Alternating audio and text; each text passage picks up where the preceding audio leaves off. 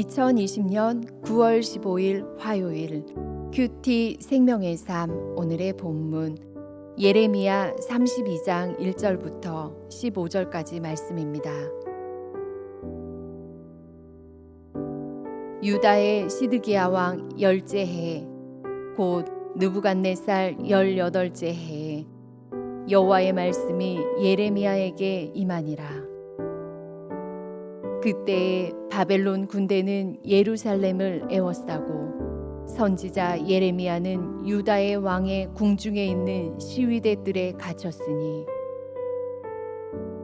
이는 그가 예언하기를 여호와의 말씀에 보라 내가 이 성을 바벨론 왕의 손에 넘기리니 그가 차지할 것이며 유다 왕 시드기야는 갈대아인의 손에서 벗어나지 못하고 반드시 바벨론 왕의 손에 넘겨진 바 되리니 입이 입을 대하여 말하고 눈이 서로 볼 것이며 그가 시드기야를 바벨론으로 끌어가리니 시드기야는 내가 돌볼 때까지 거기에 있으리라. 여호와께서 이와 같이 말씀하시니라.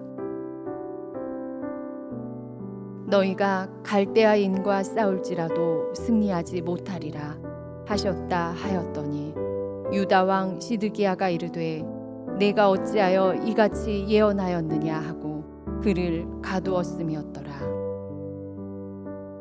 예레미야가 이르되 여호와의 말씀이 내게 임하였느니라. 이르시기를 보라 내 숙부 살룸의 아들 하나멜이 내게 와서 말하기를 너는 아나돗에 있는 내 밭을 사라.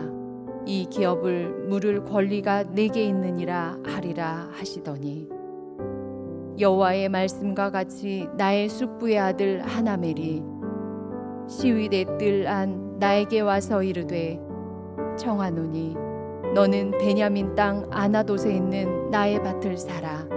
기업의 상속권이 내게 있고 물을 권리가 내게 있으니 너를 위하여 사라 하는지라. 내가 이것이 여호와의 말씀인 줄 알았으므로 내 숙부의 아들 하나멜의 아나돗에 있는 밭을 사는데 은 17세겔을 달아주되 증서를 써서 봉인하고 증인을 세우고 은을 저울에 달아주고 법과 규례대로 봉인하고 봉인하지 아니한 매매 증서를 내가 가지고 나의 숙부의 아들 하나멜과 매매 증서에 인친 증인 앞과 시위대 뜰에 앉아있는 유다 모든 사람 앞에서 그 매매 증서를 마세야의 손자 네리야의 아들 바룩에게 붙이며 그들의 앞에서 바룩에게 명령하여 이르되 만군의 여호와 이스라엘의 하나님께서 이와 같이 말씀하시기를 너는 이 증서 곧 봉인하고 봉인하지 않은 매매 증서를 가지고 토기에 담아 오랫동안 보존하게 하라. 만군의 여호와 이스라엘의 하나님께서 이와 같이 말씀하시니라. 사람이 이 땅에서 집과 밭과 포도원을 다시 사게 되리라 하셨다 하니라. 아멘.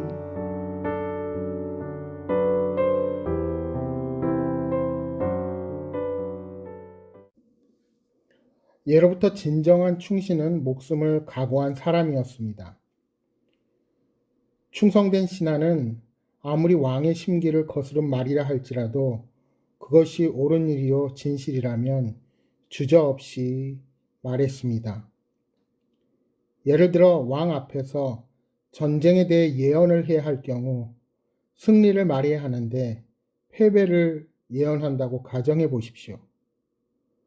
듣는 사람은 그 말을 결코 인정하기 힘이 들 것입니다.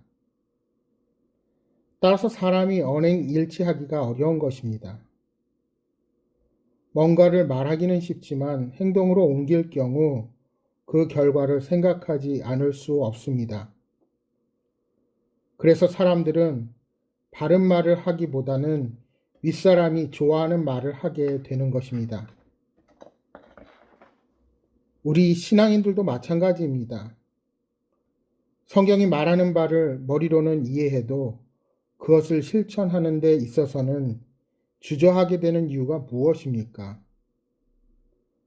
그 길이 고난이 예상되고 내 삶을 힘들게 만든다는 것을 알기에 쉽게 행동으로 옮기지 못하는 것입니다. 따라서 신앙인의 언행일치는 더욱더 쉬운 문제가 아닙니다. 눈에 보이는 세상의 질서를 초월하여 보이지 않는 하나님 나라의 진리를 따르는 것은 이처럼 우리에게 결단과 희생을 요구하는 일입니다. 그런데 예레미야는 신앙의 언행일치를 온전히 실행한 자였습니다. 바벨론 왕에 의해 유다 왕으로 세워진 시드기야는 바벨론에 복종하라는 하나님 말씀에 순종하지 않고 주변 나라들과 연합하여 바벨론에 대항하려고 했습니다. 그러자 바벨론은 유다에 대한 4차 침공을 실행하여 예루살렘을 포위했습니다. 시드기야는 예레미야가 계속 선포하는 바벨론에 복종하라는 메시지에 백성들이 동요될까봐 노심초사하게 되었습니다. 그래서 예레미야를 왕궁 시위대 뜰에 감금시켰습니다. 그렇게 하면 예레미야가 어떤 말씀도 전하지 못할 것이라 생각했습니다. 그러나 예레미야는 감금된 상태에서도 멈추지 않고 예언을 선포했습니다. 그는 시드기야 왕을 향해 갈대아인, 즉 바벨론에서 벗어나지 못하고 입이 입을 대하여 말하고 눈이 서로 볼 것이다 라고 선언합니다. 이는 서로 마주보게 되는 상태를 나타내는 표현입니다. 특히 상대가 적국의 왕이라면 매우 위험한 상태를 의미합니다. 실제로 시드기야는 훗날 바벨론 왕 느부갓네살 앞에 끌려가 두 눈이 뽑히게 됩니다. 예레미야는 위험을 무릅쓰고 이 말씀을 선포한 것입니다.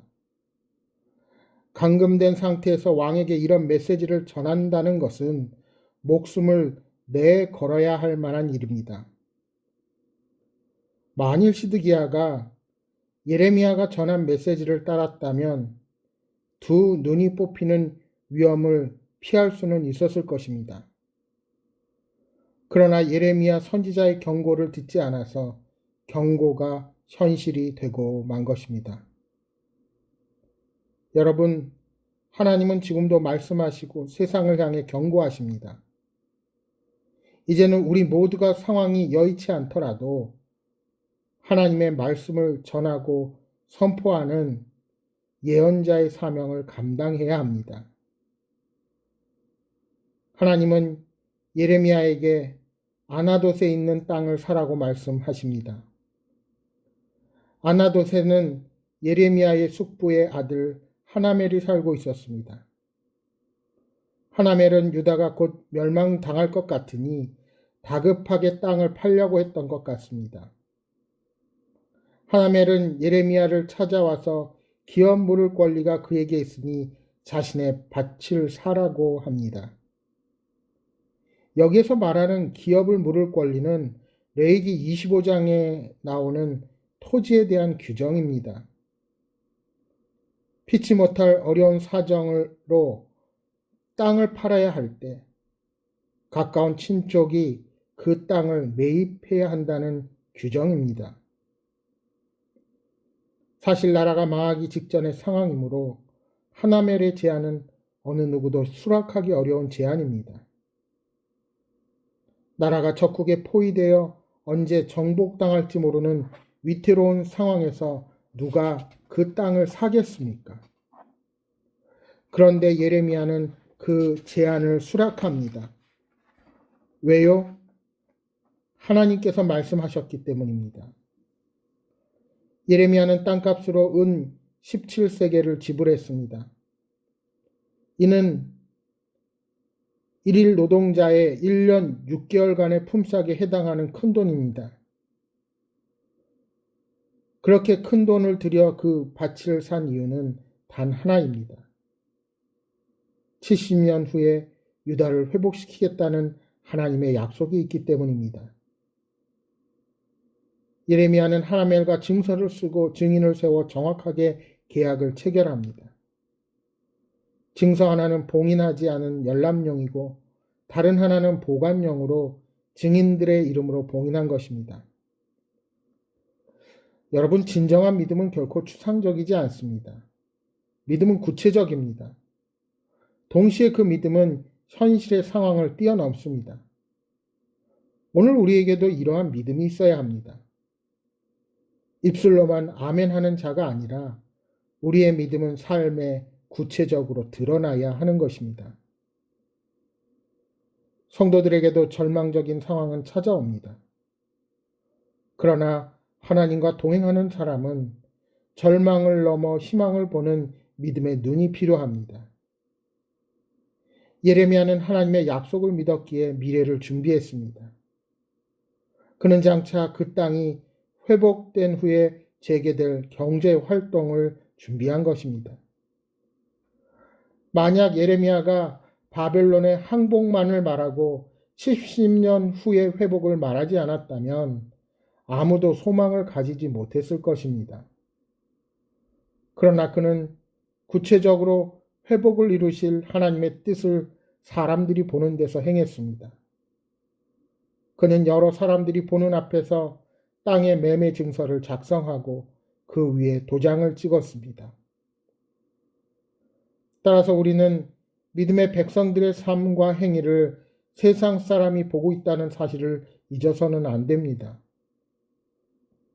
세상 사람들은 믿음의 사람들이 무엇을 생각하고 무엇을 중시 여기는지, 어떤 행동을 취하는지를 유심히 살펴봅니다. 코로나19로 많은 사람들이 힘들어하고 부정적인 마음을 품습니다.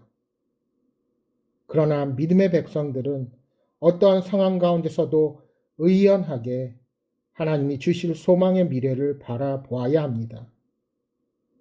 절대로 세상 사람들과 동일하게 욕심을 부리고 이기적인 삶의 모습을 보여서는 안 될 것입니다. 여러분, 코로나가 끝나기만을 기다리는 나약한 자가 되지 마십시오. 어떻게 하든 주어진 상황을 잘 극복하고 지금 할 수 있는 바 최선을 다해서 믿음으로 반응하시기 바랍니다. 예레미야는 유다가 바벨론에 끌려가지만 정해진 기간이 지나면 회복되리라 예언했습니다. 그리고 그 예언에 따라 최선을 다해 자신이 할 수 있는 바를 감당했습니다. 그가 그렇게 할 수 있었던 이유가 무엇입니까? 하나님의 말씀을 믿었기 때문입니다. 사랑하는 여러분, 어떤 상황에서도 말씀을 의심하지 말고 믿으십시오. 그리고 우리의 삶의 자리에서 그 믿음에 따라 행하는 담대한 그리스도인으로 서시기를 주님의 이름으로 축복합니다. 주신 말씀 생각하며 기도하겠습니다. 하나님의 말씀을 굳게 믿고 믿음에 반응하며 살아가게 하옵소서.